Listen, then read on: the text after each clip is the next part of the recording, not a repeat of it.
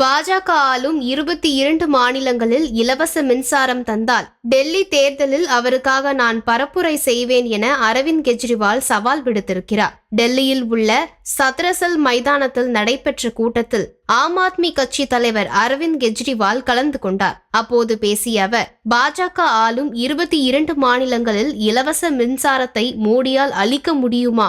அப்படி செய்தால் அவருக்காக நான் டெல்லி தேர்தலில் பரப்புரை செய்ய தயார் என விளாசியுள்ளார். மேலும் டெல்லியில் அமைதி இல்லை, சட்டம் ஒழுங்கு சீர்குலைந்திருக்கிறது, தினமும் குண்டுகள் வீசப்படுகின்றன, பல்வேறு துறை ஊழியர்களுக்கு ஊதியம் நிறுத்தப்பட்டுள்ளது.